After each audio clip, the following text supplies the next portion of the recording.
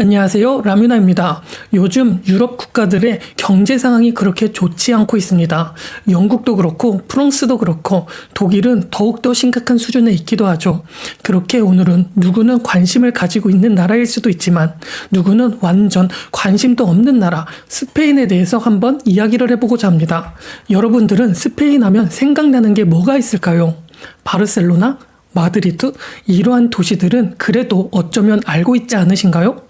또 바르셀로나라는 도시는 카탈루냐 지방에 속하며 스페인의 대부분이 카탈루냐의 지방의 관광지나 무역, 제조업 이런 것들로 먹여 살고 있을 만큼 카탈루냐는 독립을 하고 있기도 한 그러한 도시로도 유명하기도 합니다. 그렇다면 전체적으로 스페인의 경제는 지금 어떤 상황에 속하고 있을까요? 오늘은 이러한 주제, 스페인의 경제에 대해서 한번 이야기를 해보고자 하니 라뮤나 구독과 좋아요 꼭 부탁드리겠으며 앞으로도 많은 관심 부탁드리겠습니다. 또한 이번부터 라뮤나가 멤버십 서비스와 유료 댓글 서비스도 진행을 하게 되었으니 영상이 도움이 되셨다면 혹은 라뮤나에게 커피라도 사주고 싶으시다면 많은 후원 부탁드리겠습니다.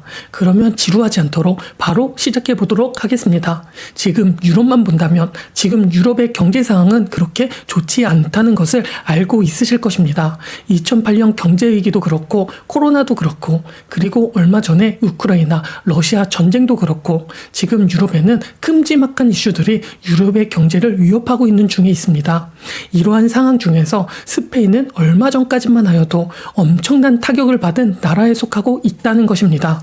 스페인이라는 나라의 경제를 디테일하게 본다면 코로나 이전만 하여도 다른 국가와 비슷한 GDP, 평균 소득을 차지하고 있었지만 코로나가 터진 이후에는 국민들의 절반이 넘는 정도가 간신히 생활비를 내기 위하여 대출도 받고 있는 그러한 상황이기도 합니다. 왜 이러한 상황이 왔을까? 한 번 더 디테일하게 보자면 코로나 이후 실업률이 엄청나게 증가를 하고 있다는 이야기입니다. 스페인이라는 나라는 지금 실업률이 15% 정도이며 10년 전에만 해도 20% 후반에 달하는 실업률을 가지고 있었고 이 실업률이라는 게 고질병적으로 따라붙고 있는 나라였습니다. 이러한 상황에 코로나가 터지게 되었고 스페인이라는 나라는 다른 유럽 국가와 비슷하게 관광 목적으로 먹고 사는 나라인데 관광객이 줄어들게 되어버리면서 실업률이 늘어나게 되어버린 것이죠.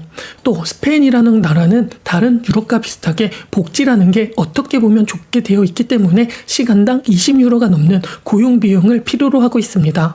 이 말은 경기가 좋지 않은 상황에 고용주의 입장에서는 인건비가 난처해지는 상황에 속하게 되고 그렇기 때문에 스페인의 고용주들은 정규직이라는 개념으로 사람을 고용하는 것보다는 단기적으로 사람을 고용하는 현상이 많이 보여지고 있다는 것이죠. 즉 스페인은 본인 나라의 처지에 비하여 노동자들에 대한 높은 사회보장제도를 실시를 하고 있다는 것이며 고용을 할 때도 비용이 많이 들고 해고를 할 때에도 해고 비용 또한 많이 들고 있기 때문에 정규직은 점점 사라지게 되어버렸다는 것입니다. 그렇기 때문에 코로나 이후에 이게 문제가 되기 시작을 하면서 타격을 입게 되어버린 것이죠. 이렇게 스페인이라는 나라는 노동시장에서 축소가 되어버리고 이러한 것이 문제가 되어 기업들은 정규직 직원 고용과 해고를 유연하게 하지 못하게 되어버리니 이게 지금 같은 상황인 IT가 주목을 받고 있는 인공지능이 주목을 받고 있는 시대에 불리하게 적용을 하게 되어버립니다. 바로 첨단 산업의 인력이 부족해지는 현상이 발생하게 되어버리는 것이죠. 그렇게 지금 스페인은 IT 투자와 인공지능 투자 등 현재 주목을 받고 있는 산업 분야에서 무척이나 많이 뒤처져 있는 것이 전부이며 이에 이런 것들이 전부 경제에 반영이 되어 있기도 한 것이 현실이기도 합니다. 이렇게 되어버리니 실업률은 더 올라갈 수밖에 없는 구조가 만들어버린 것이죠. 본질적으로 본인의 수준에 맞게 복지를 하지 않고 과한 복지를 하려고 했기 때문에 지금의 현 상황이 나타나게 되어버린 것입니다. 유럽의 가장 특수적인 고질병입니다. 이런 것이 말이죠. 또 처음에 약간 언급을 했다시피 스페인이라는 나라는 각 지역마다 빈부격차가 엄청나게 크게 형성이 되어 있는 나라에 속하고 있습니다. 스페인이라고 하면 들어봤을 법한 도시 바로 마드리드와 바르셀로나와 같은 일부 지역의 산업과 서비스가 집중적으로 발전이 되어 있는 것이 가장 큰 문제가 되고 있으며 특히 마드리드 지역에는 정보통신 산업의 중심지로 전체 스페인 시장의 70%라 차지를 하고 있으며 주요 통신사뿐만 아니라 IT 기업들도 대부분 마드리드에 몰빵으로 몰려있기도 합니다. 이것만 그럴까요? 바르셀로나도 마찬가지입니다. 바르셀로나가 속한 카탈루냐 지역에도 마찬가지로 자동차나 화학, 생명공학 등의 제조사들이 카탈루냐에 몰빵이 되어 몰려있는 것도 유명하기도 하니까 말이죠. 이렇게 마드리드와 바르셀로나의 모든 지역, 모든 산업들이 몰빵이 되어 있지만 이를 제외한 다른 스페인 지역에는 지금 주목을 받고 있는 산업과 다른 나라의 본질이라고 볼 수 있는 제조업 산업이 거의 없으며 대부분 전통적인 산업과 농업, 관광 산업이 주를 이루고 있어 지역별로 경제 상황이 격차가 엄청나게 심한 곳이 바로 스페인이라고 불리고 있습니다. 이러한 것들이 지역 간의 발전 속도를 차이나게 만들고 있기도 하고 말이죠.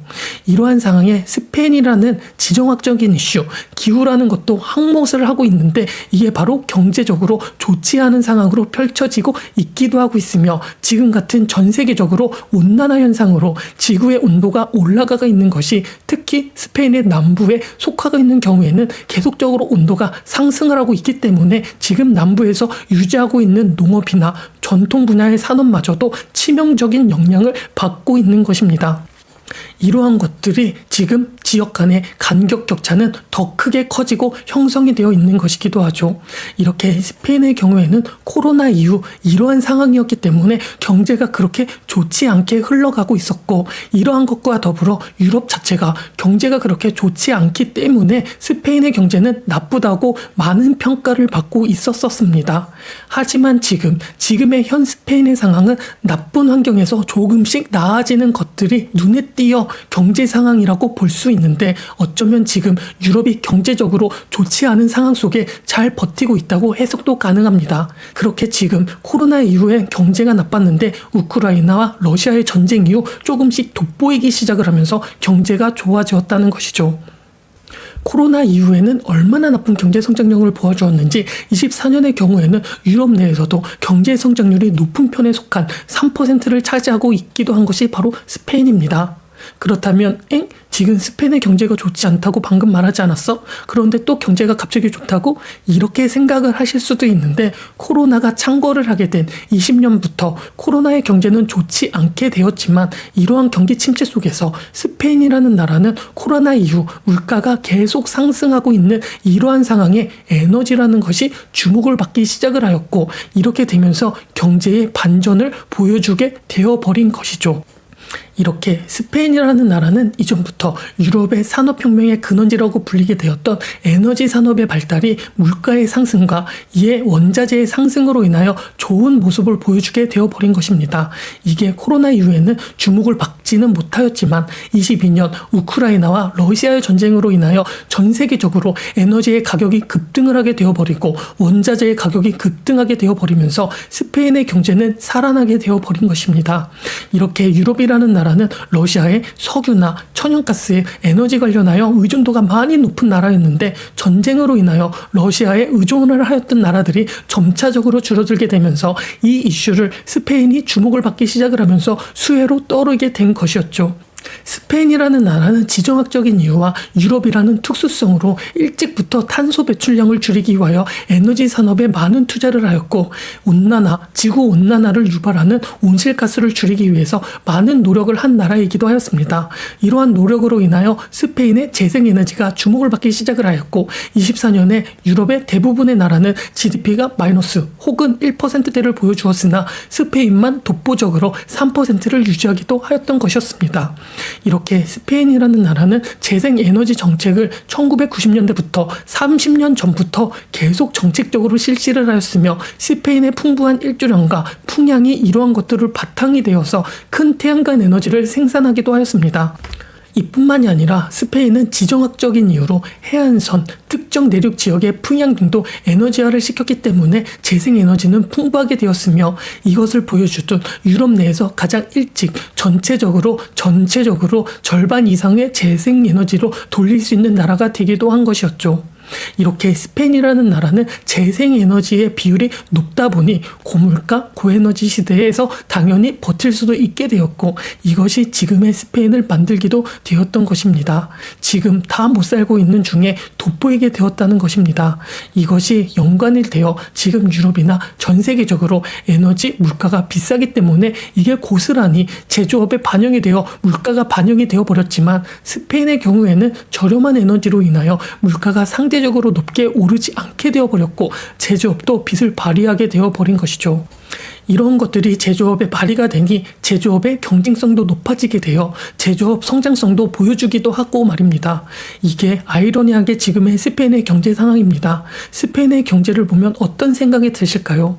참 신기하지 않나요? 정말 못 사는 나라였던 스페인이 전쟁으로 인하여, 코로나로 인하여 못 살았지만 고물가 시대가 오고 고에너지 시대가 오게 되어버리면서 갑자기 급부상을 하게 된 것을 말이죠. 이렇게 경제라는 것을 계속 누가 패권국인가, 누가 강국인가, 이런 것들이 하루아침에 급격하게 변할 수도 있는 것이 참 신기할 뿐입니다. 이렇게 스페인이 변할 줄 누가 알았을까요? 에너지 가격이 폭등하지 않았다면 스페인의 경제는 코로나 이후 엄청나게 심각해진 것을 연속적으로 고스란히 받을 수도 있었는데 말입니다. 경제라는 것이 이렇습니다. 갑자기 어느 순간 변할 수 있는 것이 경제이고 말입니다. 또 영원한 것이 없는 것도 경제이고, 참 이런 것이 세상인 것 같습니다.